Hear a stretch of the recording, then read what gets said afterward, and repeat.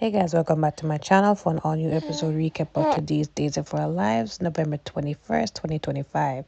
So we start off with, I guess, the not really interesting parts of the episode. So let's get them out the way.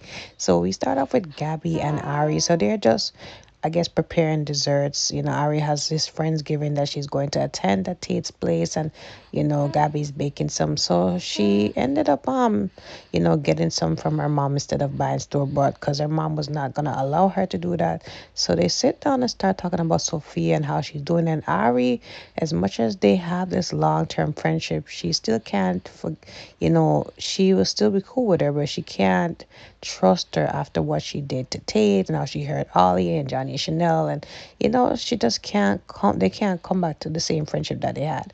So Gabby is giving her grace because she didn't know what she would do if she was in Sophia's predicament. She remembers how she was a teenager, how she was boy crazy, and how she made a lot of messed up mistakes. And she ended up telling Ari more in detail about it. She told her about her relationship with Nick Fallon and how it ended up really badly, and how Ari was passed off as their child because it looked a lot more legitimate. It looked a lot more traditional compared to her having Ari out of wedlock with Will, and Will was finding himself, his sexuality, and he was with Sonny, so it made sense at the time. But then Chad was the one that had to tell everybody the paternity of Ari at the wedding, and that's how Will knew about Ari. And she is glad that Chad was the one who stood up and told the truth, because now Ari had the best childhood, had the best life possible, being raised by Sonny and Will, and she couldn't ask for a better turnout, right? So she understands what Sophia is going through. And Ari said, look, at least you were forced to do that. Sophia didn't have nobody pushing her to do what she did. And Gabby said yes, but at the same time I could have walked away and all of that. But we're here now, and we're here better for it, right? So she did urge Ari to go look for her at the Bayview.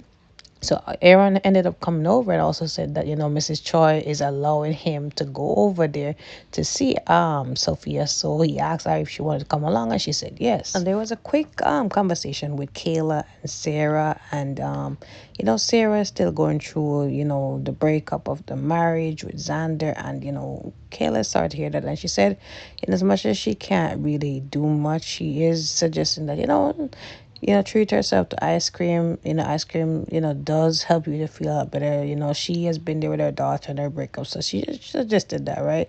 So she said, yes, I might take you up on that offer. So she ends up coming out, and then she sees Brady and Rachel, and Brady is talking about how Melina is doing a lot better, and Kayla said that she's going to go over there and see whatever she needs, right? Now, Susan also paid her son a visit because he wasn't, answering her calls or messages or whatever pertaining to Marlena and her recovery. So he tells Susan in detail what really happened, that Marlena's possible heart infection, her heart infection could be possible due to him basically being a cheapskate and him not really funding the right departments are putting in more effort into the resources, so that this could have been caught earlier. So now she's upset because her best friend could have been diagnosed a lot earlier. And yeah, that was really it. There wasn't much to their conversation. I think she said something about Stefano and everything, but yeah, it wasn't really much to that. Aaron is also talking to Mark about his whole feelings about giving up his son for adoption, and he has a lot of mixed feelings, understandably.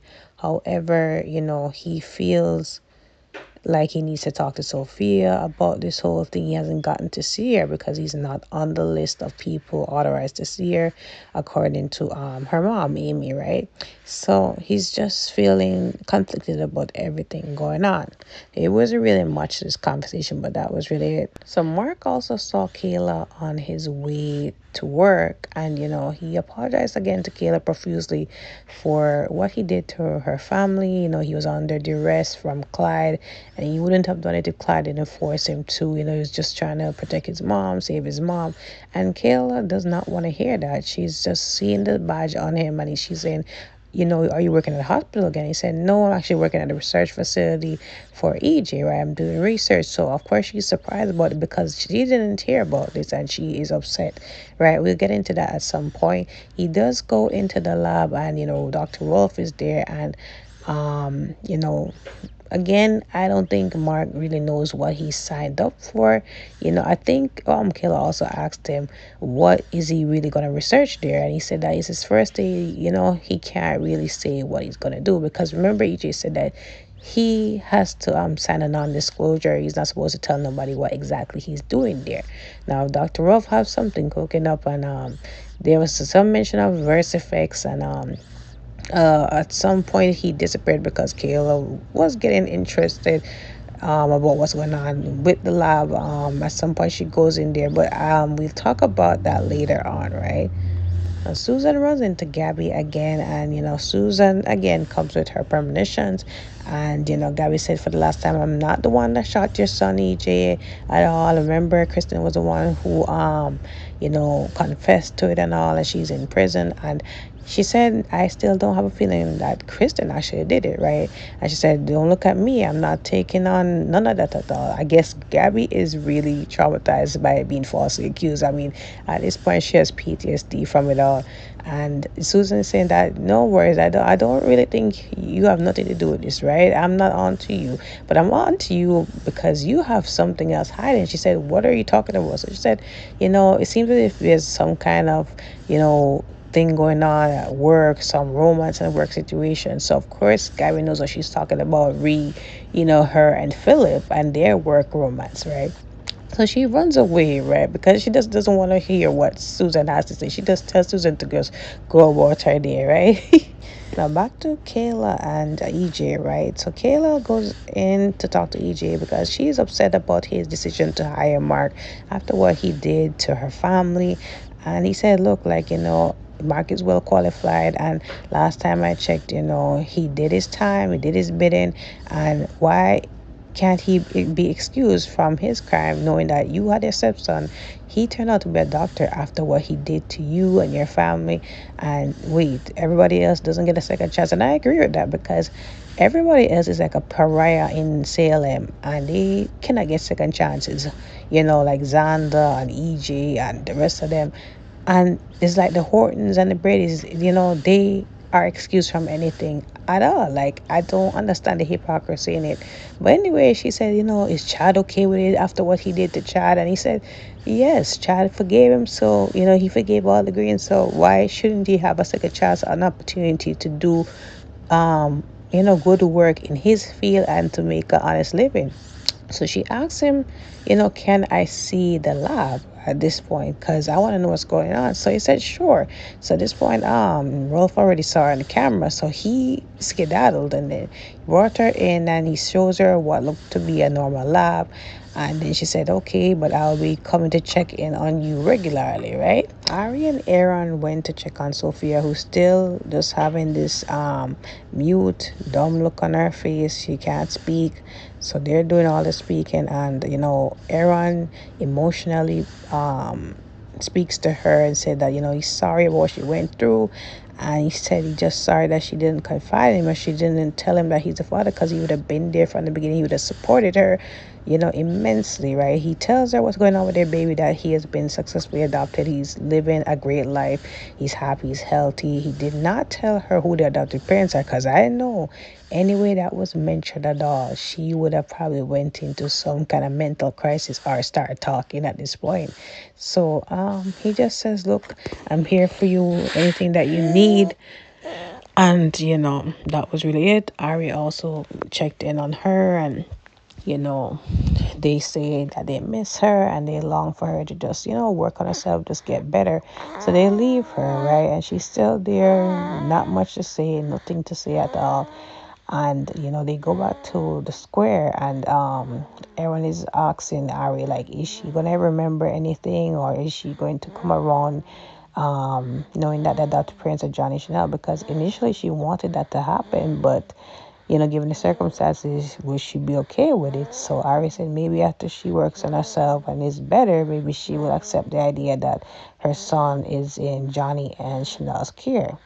So that was really it with them two.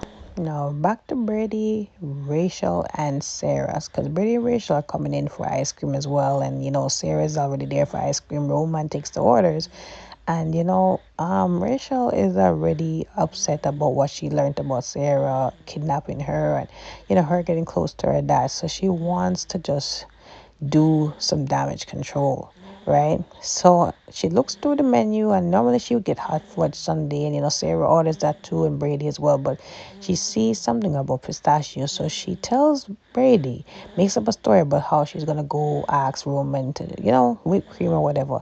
So she goes over and asks Roman if she can change her order. She wants pistachio with extra whipped cream. So we know the whipped cream is to hide the pistachio color, and Sarah is allergic, I guess, to cherries or nuts. So she tells Roman not to put cherries in there as well, just to be safe. So she comes back and sit down, and she is being nasty towards Sarah, right? And Sarah, because Sarah asked her, how is Thanksgiving break? She said, you already asked me that already. Like, you know, what more you want from me? Like, my mom is missing. Like, why are you asking me this? So she's sorry about it. She sorry for being insensitive and not really watching what she's saying. And Brady said, you're going through a lot. Like, that doesn't excuse her behavior, right? So that was when she went over to Roman and asked about, changing the flavor. And she came back, and then she also said, um, why do you always say I'm your favorite patient? So she said, because you are, you're special to me. So she said, because you kidnapped me. And so everybody's surprised at the table. How did she find that out? So she said that she has a social studies project on the family tree, and she ended up seeing that information that she was kidnapped or switched at birth. And Sarah explained herself that she thought she was hers for a year, and she really had a hard time giving her up, but she did the right thing in the end, and she will always be special to her, like a lot special to her, and she is a light in her life. That really touched Rachel as a boy. And Brady saying, look, everything worked out for the best. Sarah has her own daughter, and me and your mom have you, and you have extra people that love you. And so Rachel is touched by it. So Sarah is dipping in for a spoonful of the ice cream, and Rachel tried to stop her, and Brady's like, what's going on? So Sarah's like, it's okay. So Sarah falls ill the same time, and she starts to choke, and you can tell she's having an allergic reaction. So she asks, Brady said, what have you done? And Rachel is just stunned and shocked at what's going on, feeling bad about what she did as usual. And Brady's asking Sarah, she have an EpiPen, and she says no. And Roman comes over, and it's a whole mess. And then Rachel recalls what she did to her uncle EJ, shooting him.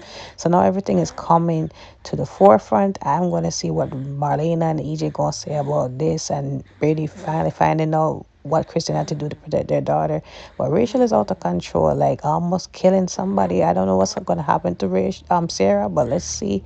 Like, she was just really out of line the whole time, and disrespectful to the adults too.